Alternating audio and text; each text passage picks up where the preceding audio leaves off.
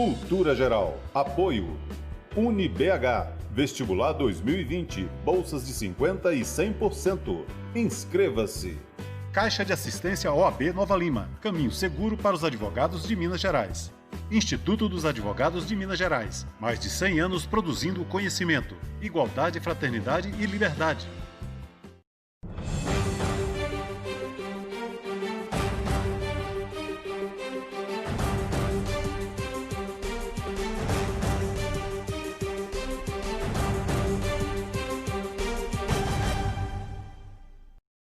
Olá, sejam todos muito bem-vindos ao Cultura Geral. É sempre um prazer fazer o Cultura Geral aqui na TV Manqueta ao vivo, comemorando agora 5 anos de Cultura Geral. Hoje, a pauta extremamente importante, interessante. A gente está recebendo hoje Gessé Souza. A gente vai tratar aqui de assuntos extremamente importantes para a sociedade brasileira, principalmente no que diz respeito à nossa democracia e à sociologia nacional. Gessé, seja muito bem-vindo, é um prazer te receber aqui no Cultura Geral para a gente poder tratar desse assunto que tem custado caro para a sociedade brasileira de um certo tempo para cá. Seja muito bem-vindo, é um prazer te receber. Obrigado, Edson. Um prazer meu estar aqui com você. Ana, seja muito bem-vinda também, é um prazer te receber aqui, agora que a gente está nessa parceria junto, né? E você ajudando também a apresentar e transformar isso em uma mais brilhante. Seja muito bem-vinda. Muito obrigada, é um prazer estar aqui com você. Gessé, o que nós podemos entender da sociedade brasileira hoje no campo das relações humanas, principalmente na sociologia? Como é que você tem visto, você que é um estudioso, uma pessoa que está sempre estudando o Brasil, tem um compromisso com a democracia, tem um compromisso social com as pessoas essencialmente mais simples da nossa sociedade? Eu acho que o Brasil é uma sociedade de uma desigualdade abissal, de uma violência na exploração econômica, mas não apenas, na humilhação de 70% da população brasileira. Essa é a realidade. Movida por uma elite, uma pequena elite, 200 mil pessoas que têm toda a propriedade, e uma classe média branca, né? É o que o Brasil tem, a Ana sabe disso muito bem, ou seja, na visão de um europeu, 20%, 25% do Brasil é efetivamente branco como europeu, branco nos padrões europeus, né? E você tem aí 75%, 70% de mestiços e negros, e isso é a linha divisória também das classes. A classe e a raça no Brasil são um amálgama. O que a classe faz, para que as pessoas entendam? Ela reproduz privilégios, né? A classe é, antes de tudo, reprodução de privilégios, positivos ou negativos, né? A classe não é renda, por exemplo. A classe não é renda. Isso, existe toda uma ciência dominante para fazer as pessoas de tolas. Importa que a pessoa, né, na socialização familiar, existe uma família para cada classe, existe a família, e essa família, desde o berço, fabrica pessoas para o sucesso ou para o fracasso. Né? A classe é isso. E no Brasil, essa linha da classe vai fazer com que a classe média tenha acesso ao conhecimento legítimo, né? O conhecimento das línguas estrangeiras, o conhecimento do mercado, etc. Né? Vai criar um esforço contra os 70% que vão estar alijados disso, alijados do dinheiro e alijados do conhecimento. Tá? E não é acaso que 70% de classe trabalhadora precária, excluídos e marginalizados, né, se divide nisso. A maior parte desse pessoal, né, 95%, 99% é mestiço negro. Então, entre nós existe uma amálgama, uma separação, né, entre, digamos assim, uma classe média branca que vem povoar o país no final do século XIX, começo do século XX, e que se veem como belgas no Congo, se veem como europeus, como americanos, desprezam o próprio povo, têm ódio do próprio povo, né? Isso é extremamente importante, porque não é só explorar economicamente, explora também, mas a exploração econômica não é, inclusive, o dado eventualmente mais importante. Você tem o desprezo, a humilhação, o prazer na humilhação. Isso é bem brasileiro e bem escravocrata, né? Você quer que o outro seja frágil, destituído, para que você possa abusar dele em todas as dimensões, né? Isso é o Brasil. Tendo essas ideias de classe em mente, como o professor acha que nós poderíamos criar ou renovar um sentimento de cidadania no Brasil? Eu acho que isso vem a partir da mobilização popular e a partir do esclarecimento das classes populares, o que não vem acontecendo, né? Não tem ninguém fazendo isso de modo organizado, em grandes proporções. Eu não vejo sequer essa questão ser a questão mais importante no debate político de esquerda, que obviamente deveria ser, num país como o Brasil, onde as classes populares são dominadas, por um lado, por imprensa venal, de outro lado, por esquemas, né, de WhatsApp, etc., né, nessa influência neofascista americana, né, que se une ao miliciano brasileiro, etc., né, com a banda podre da igreja evangélica, etc. Isso é todo um esquema que aprisiona as classes populares, eliminam sua capacidade de reflexão, né, rouba-se a inteligência do povo. Essa é a questão principal, né? E a gente não vê essa questão sendo tratada como a principal. Eu fico surpreso, estupefato com isso, né?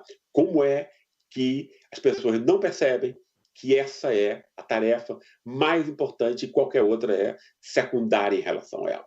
Você precisa restituir a inteligência do povo. Os partidos não estão fazendo isso, estão pensando na eleição, estão na conjuntura, né? Entende? Então, você não vê nenhuma grandeza, né, nascendo nessa hora, uma percepção da realidade, né, que ela é extremamente importante aí.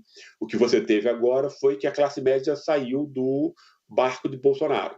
A classe média racista viu que tinha dado um tiro no pé, não é isso? Tem um imbecil no Planalto, né?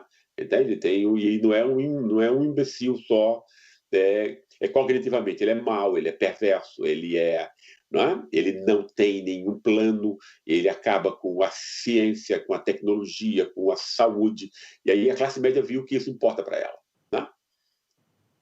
Ao meu olhar, muitas vezes, a tarefa difícil de construir uma cidadania é substituída por um patriotismo cego. Professor, tem uma diferença entre soberania e nacionalismo? E se tiver, como nós podemos distingui-los de um patriotismo cego? É muito importante. Esse patriotismo, no fundo, aí, é exatamente o seu contrário. Ele é uma mentira, né? Quer dizer, o patriotismo de Bolsonaro é uma coisa de você utilizar símbolos vazios, superficiais, a bandeira, cores, a associação com as Forças Armadas, etc., quando, na realidade, o país está sendo vendido, entregue, né? No fundo, é uma associação entre criminosos, entre a elite financeira internacional e a parte brasileira subserviente a ela, né? E um líder miliciano que logrou dividir as classes populares. Esse é o capital político que ele tem. Ele dividiu os pobres que Lula tinha unido, né? Essa é a única valia de Bolsonaro, né? E aí, para isso, ele vai utilizar esses símbolos, né? Que não é eventualmente o principal, mas ele utiliza também, né? A brasilidade e tal, a nossa bandeira não vai ser vermelha e tal, nossa cor é o verde e amarelo e tal, para no fundo isso está aí cobrindo, né, um ódio que para mim é muito mais racial e de classe, né? Não é isso? Que é normalmente o que essas coisas fazem, né? Elas vão, digamos assim, recobrir com uma pintura moralizante, né? Um sentimento que normalmente é muito pequeno, de insegurança, de não compreender o mundo, etc., de ter uma reação né, que o neofascismo vai utilizar, especialmente nessa classe do pobre remediado, né? Normalmente o lixo branco, como a gente pode ver no Brasil, São Paulo e no Sul, né? O lixo branco que não ascendeu para a classe média, né? Esse pessoal, como Bolsonaro, vai procurar patentes médias da Polícia Militar, né? Do Exército, etc., que tem inveja da classe média branca estabelecida, né?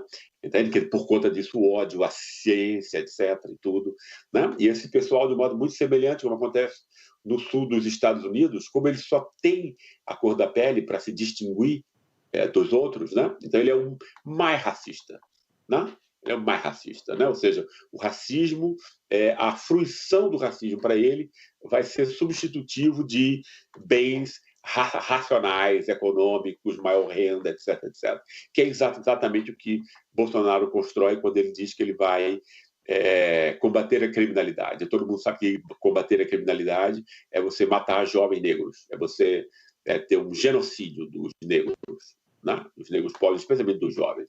E todo brasileiro de classe popular sabe disso intuitivamente, né?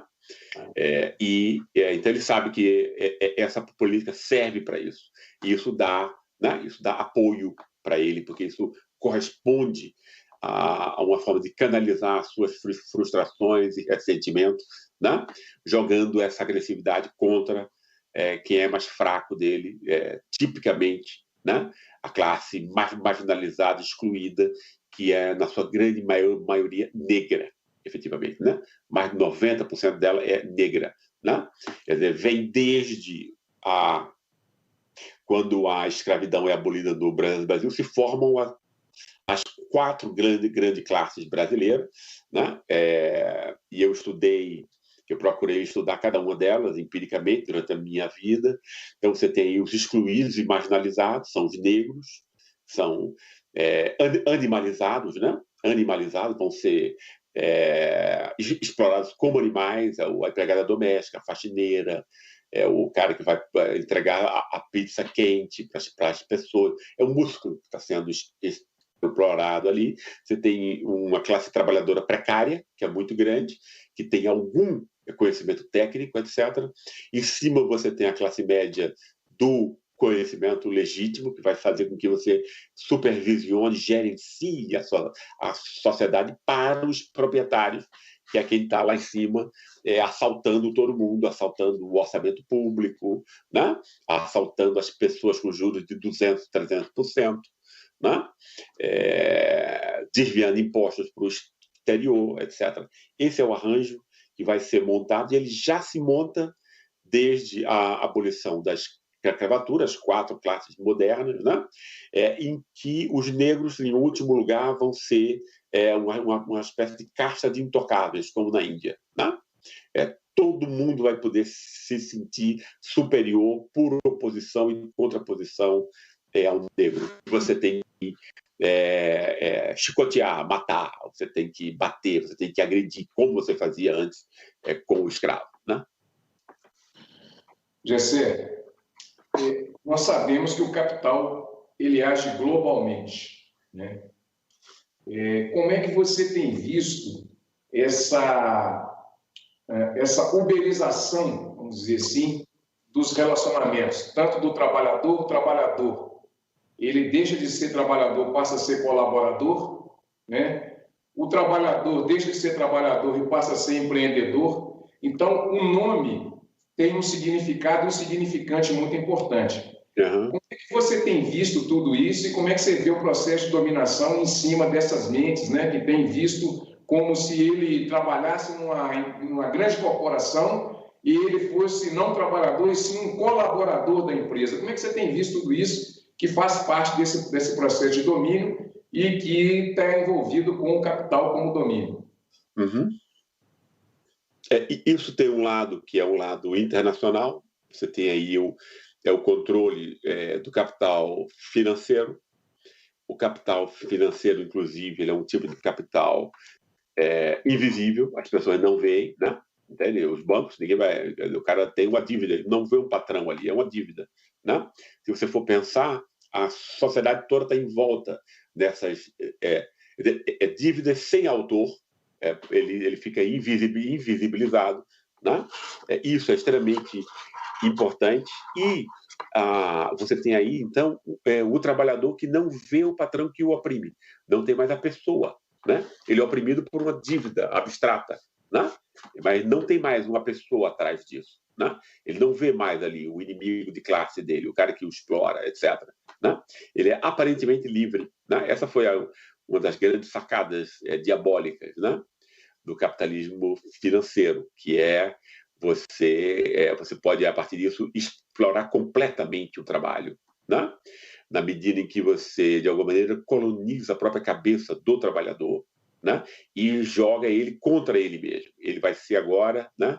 É o cara que vai dizer para ele mesmo que ele é preguiçoso ou não consegue porque não tem vontade, etc., etc., né? Você elimina a opressão, fica invisível, né? Esse é um dado extremamente importante do capitalismo financeiro. Isso vai explicar porque Trump ganha nos Estados Unidos. Isso vai explicar porque Bolsonaro ganhou aqui, percebe? As pessoas não sabem quem o oprime, né? Por conta disso, a gente estava conversando sobre o Ciro, e eu acho que o Ciro tem essa virtude muito importante, que é ele tematizar o tema da exploração que importa, real, que é a renda rentista, a do juro, né? Que é exatamente aquilo que o Paulo Guedes disse, ou seja, o Brasil são 6 bancos, não é isso? Que exploram 200 milhões de imbecis. Basicamente, ele disse isso, não foi? Não foi eu que disse isso, foi Paulo Guedes que disse isso, né? Num ataque de sinceridade. É exatamente isso que acontece, né? Então, a grande exploração é essa. O Brasil está com um povo pobre por conta disso. Existe desemprego por conta disso. Não tem dinheiro para as empresas e a economia está caindo por conta disso, né? Não há dinheiro para todas as pessoas, futuro, né, por conta disso. Essa é a grande questão, né? E que tem a ver com isso. Você invisibilizar as relações de dominação.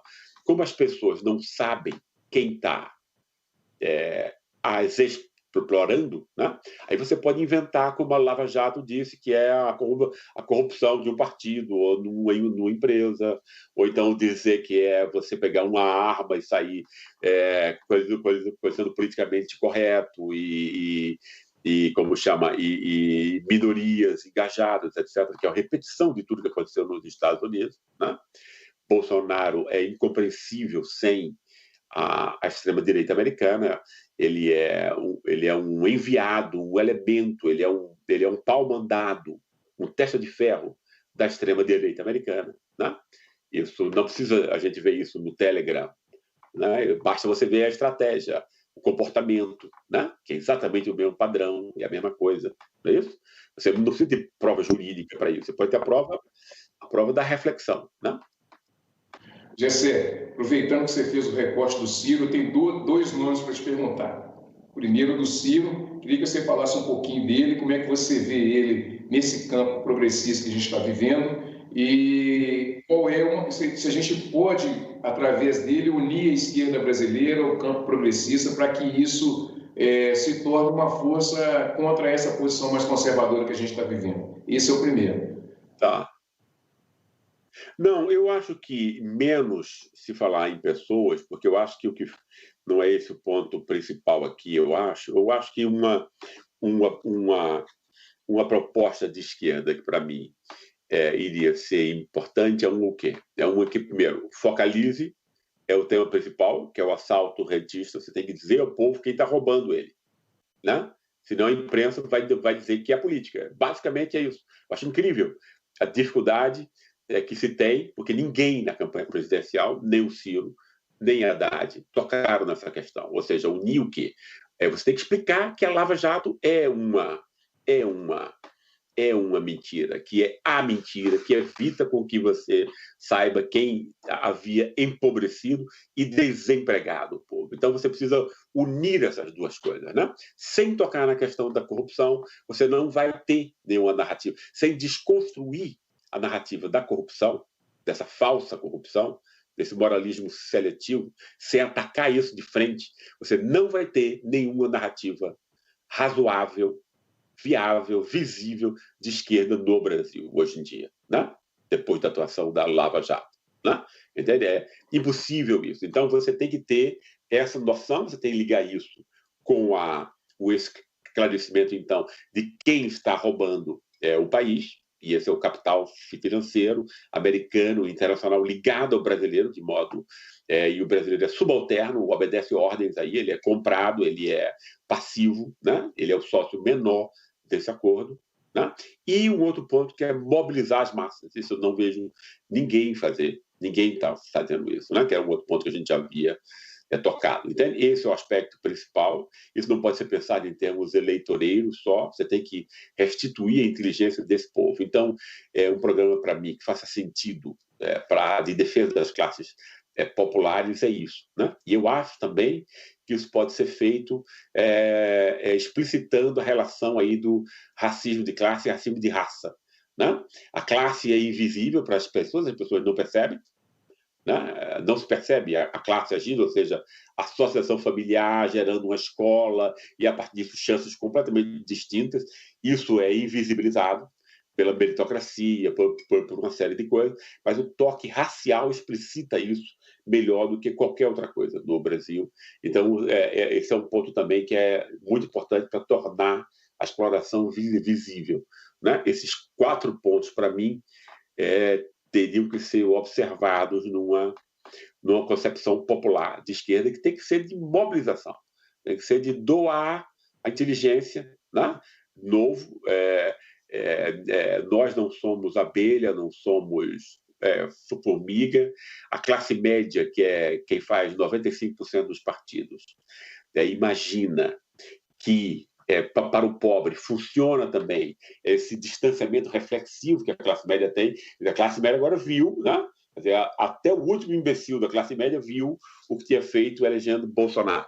Entende? Porque você tem acesso à informação, você tem checagem de opiniões, né? Você se acostuma a ter distanciamento em relação à realidade. Então, você vê que as coisas não batem uma com a outra. Essa não é a experiência do povo. Né? Percebe? E quem é de classe média imagina que é um erro absurdo. Né? Entende? Quer dizer, o povo não tem acesso a isso. Né? Você tem que ajudar, ele tem que ser ajudado nisso. Né? Então, então não há se está mudando a forma como o Brasil está pensando, especialmente porque a classe média está mudando. Então você está vendo agora já uma mudança a Lava Jato está caindo em decadência, não é isso? Está começando a ter a se ter uma visão mais crítica. Né? Os livros de esquerda, eu estava vendo aqui um outro dia, são os livros mais vendidos hoje em dia. 3, 4 anos atrás era o contrário, era o Olavo de Carvalho. Percebe? Você tem uma mudança de clima dada a classe média, mas isso não chegou no povo. Né? Ainda não chegou no povo. Né? Entende? E eu acho que isso é extremamente importante. Senão, quem vai chegar lá é o WhatsApp, né? É a apoio da igreja evangélica, que não pode generalizar, mas ela tem efetivamente uma banda podre. Né? Um cara como Edir Macedo, que diz que a mulher não deve ir para a universidade, deve ser subordinada e escrava do homem. Né? Entende? Isso é uma mensagem criminosa. Entende? Isso você está criando a cisão entre homens e mulheres, de modo volitivo, quase. Não é isso? Você está montando aí, você está destruindo famílias, você está montando mulheres que vão sabotar os homens, entende? Isso é um crime, né? Isso é o que essa banda podre faz. E é ela que está em contato com o povo, muito mais do que qualquer partido, né? Nós falamos bastante sobre nosso momento atual. Agora, eu gostaria que você ajudasse a gente a pensar sobre o futuro.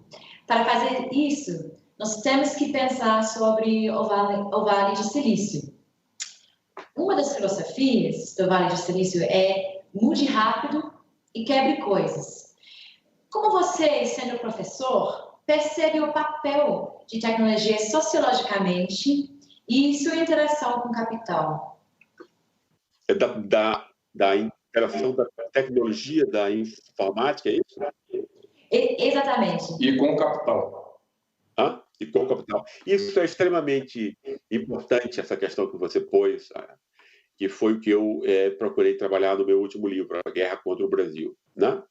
Eu acho que os Estados Unidos, né, que no fundo, os Estados Unidos estão por trás de todos os golpes na América Latina, todos, não tem nenhuma exceção. Né? Ou seja, e foi um golpe também urdido com os americanos, com o FBI, com a CIA, desde 2007, mas também com Facebook, WhatsApp, Google, YouTube. São todas, são 5 grandes empresas privadas americanas que atuam em conjunto com o governo americano, fazem pesquisas, né, em grandes universidades americanas e agem como uma força privada pública, digamos assim, né? Que atua em conjunto com a força militar, percebe? A força militar, obviamente, sendo a última instância, né? Então, ela faz essas empresas, né? O que está óbvio agora, inclusive, porque o Facebook está sendo, inclusive, está tendo agora pela primeira vez uma reação importante a isso, né? Entende? Quer dizer, os caras que têm plataformas comerciais que, no fundo, o governo diz: se você me ajudar, eu deixo você continue ganhando dinheiro a rodo, né? Mas, na hora que eu precisar, você vai desestabilizar governos do Brasil, na Inglaterra, etc, etc, e tal, entendeu? Eu vou usar você como uma força. Né? Então, se algum tempo atrás a gente dizia que o imperialismo americano era movido pelo complexo industrial militar, né? Depois da Segunda Guerra Mundial, as encomendas que impulsionavam a economia americana eram todas da guerra, eram movidas pela indústria da guerra, né? Como grande estímulo. Hoje em dia, a gente pode dizer que é um complexo informático militar, né? Porque o Exército é a ponta de lança, atua em conjunto com CIA, FBI, obviamente, né? Faz parte do mesmo esquema, né? E foi utilizado, obviamente, para enfraquecer o Brasil, destruir a indústria brasileira de ponta, porque para os Estados Unidos isso não é interessante. Né? O Brasil e a América Latina têm que ser comprador de tecnologia e vendedor de produtos primários. Né? Quem vende tecnologia são os Estados Unidos e alguns aliados europeus. Né? É proibido que outros países tenham isso. Por isso o Brasil foi destruído. Né? Que quis voar um pouquinho, se tornar uma potência regional, né? Começou a ter empresas importantes como Petrobras e Odebrecht, foram exatamente as empresas destruídas, né? Pela associação, né? Militar e paramilitar, né? Secreta e não, juntamente com que montou a Lava Jato, né? E, na verdade, se substituiu a elite brasileira, né? Que não tinha mais representação política. No fundo, o golpe foi dado pela Lava Jato como uma espécie de partido extra-parlamentar, né? Blindado pela mídia, né? Ou seja, blindado pela elite, né? Para destruir a hegemonia do PT. Pensando sobre isso, e como sociólogo, qual é o futuro das ciências humanas e sociais numa sociedade cada vez mais orientada para a tecnologia informática ou a inteligência artificial? Eu acho que a atividade reflexiva, digamos, das ciências sociais e da filosofia,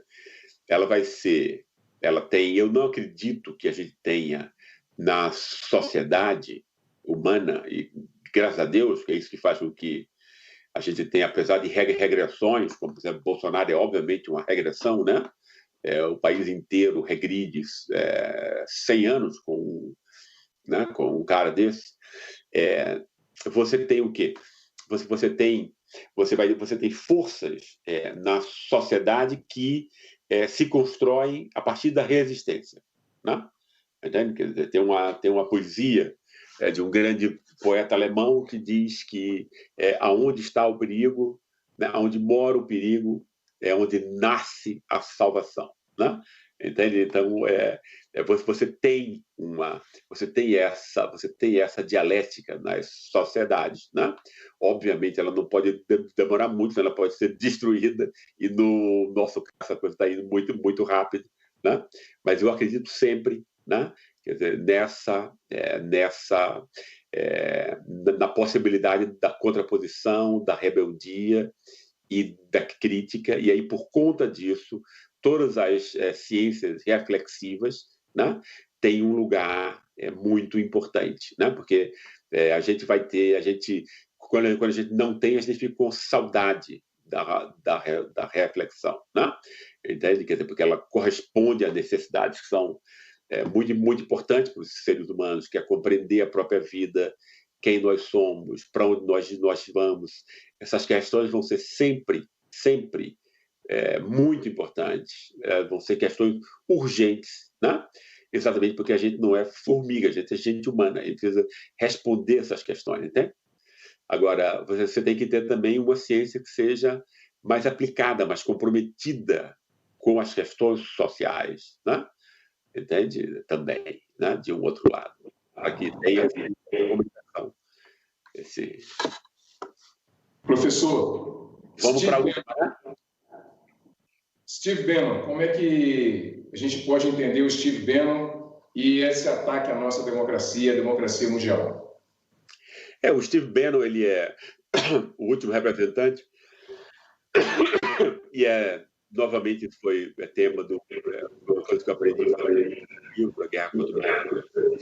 A extrema-direita americana, ela está no fundo, ela não é uma coisa nova, ela está aí desde a década de 70, né?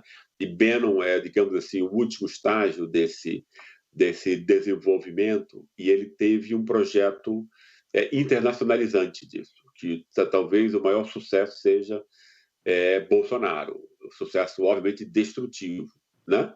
Bannon é um cara, eu estudei Bannon, né? Tive que ir atrás, e tem um documentário sobre Bannon, ele falando, ele se derretendo pela organização e habilidade dos nazistas alemães no Holocausto dos judeus, né?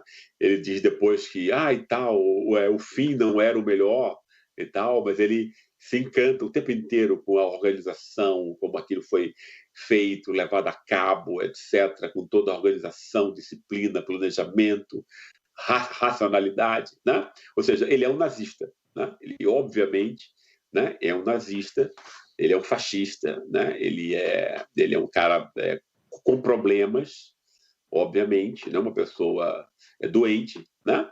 Mas tem muita, quer dizer, a doença, ela existe em certos meios, especialmente na política, né? Quando você não tem respostas, quando você não consegue esclarecer aquilo que está causando a sua miséria, a sua falta de futuro, etc., né? E aí entra exatamente esses caras, né? Entrando para dividir as classes populares, jogar negros contra brancos, claro, o homem contra a mulher, né? Entende? Heterossexual com homossexual. Você vai aproveitando todas as oportunidades de confronto que possam dar uma sensação de solidariedade para pessoas que não têm nada, né? Não tem nenhuma outra coisa, e que você pode, né, produzir lealdades a partir dessas solidariedades artificiais, né? E você criminalizando, estigmatizando, né? E criminalizando vários tipos de comportamento de modo arbitrário, né? Isso é o que Bannon significa, é isso que o fascismo significa, né? E como as pessoas não têm ideia do que está acontecendo com elas, não têm ideia consciente, pelo menos, né? Ele pode, o que Bannon inventou foi, você pode manter um público cativo seu escravo, basicamente, sem dar renda, sem dar ensino, sem dar educação, sem dar coisa nenhuma, literalmente, nada material, e você só dá, né, a sensação de identificação dessa pessoa com com um ente patológico, mas que reflete também muito de uma sensação de fracasso, né, de vários segmentos da sociedade brasileira, basicamente o pobre remediado, né? O lixo branco do Sul, não é isso? Grande parcela da classe trabalhadora evangélica, né? Entende? Quer dizer, e que existe aí também o que é semelhante a Bannon, porque se você vai separando, né, já o pobre honesto do pobre delinquente, né, que era já uma operação que é feita em várias igrejas evangélicas para estimular a disciplina, o autocontrole, fazer o trabalhador aplicado, etc., né? Mas se você leva isso aos últimos níveis, você vai criar o quê? Você vai criar artificialmente um delinquente, você vai combater. E a ideia de Bannon se você divide a sociedade, você tem potencialmente metade dela, né? Se você transforma a sociedade entre amigos e inimigos, você tem potencialmente metade dela. Se não tem metade, tem um terço, né? Entende? Então, você tem a âncora social, né, pela manipulação do medo e do ressentimento, né, sem ter que dar nada a essas pessoas, né? Basicamente é isso. Você está deixando sem racismo.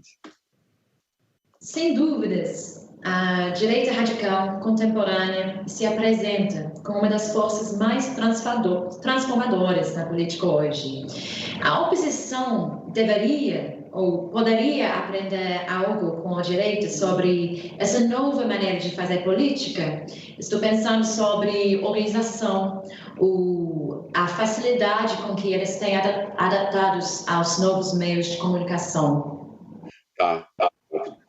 E essa é a última, né? Tá bom? Porque já são aqui meia-noite. Eu acho que sim. Eu acho que, obviamente, tem um ponto que a esquerda nunca pode fazer, que é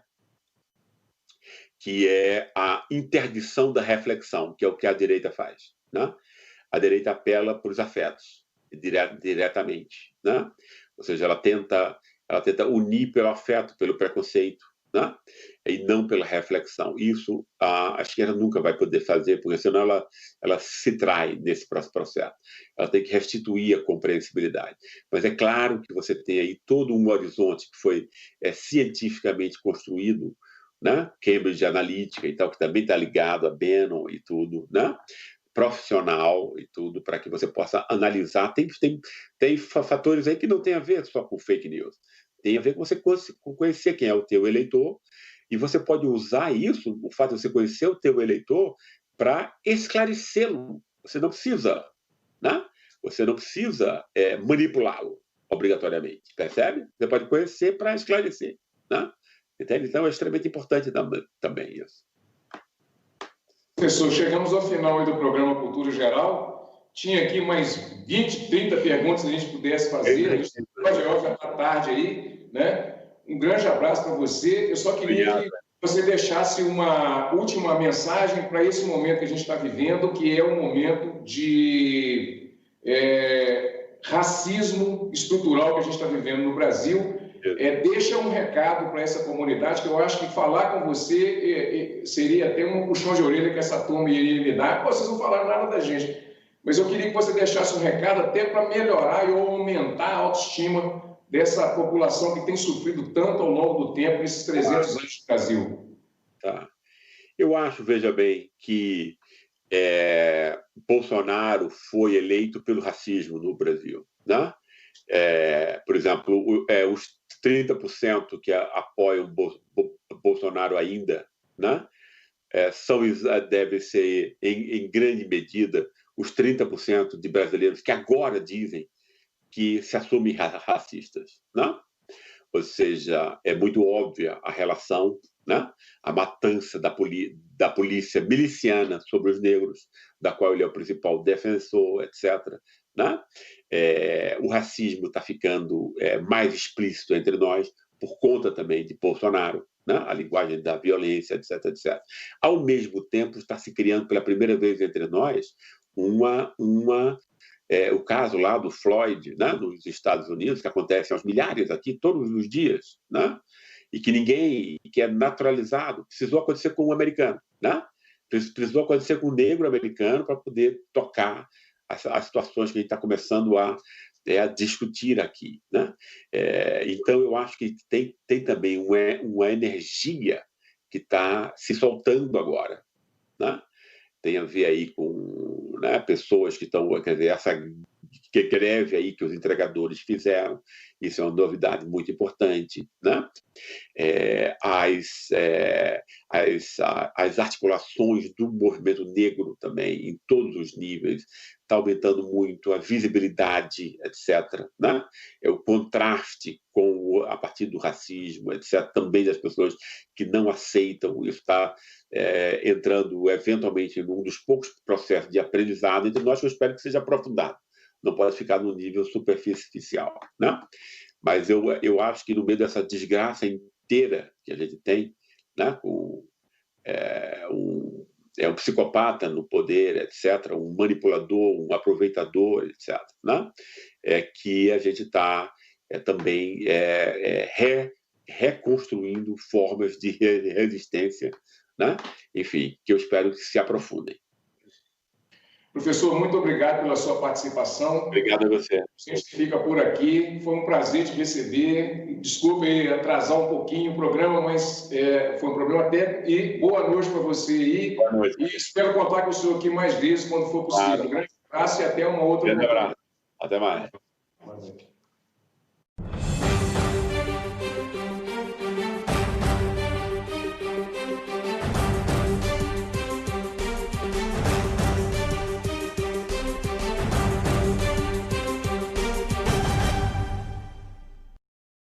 Cultura Geral. Apoio. UniBH. Vestibular 2020. Bolsas de 50% e 100%. Inscreva-se. Caixa de Assistência OAB Nova Lima. Caminho seguro para os advogados de Minas Gerais. Instituto dos Advogados de Minas Gerais. Mais de 100 anos produzindo conhecimento, igualdade, fraternidade e liberdade.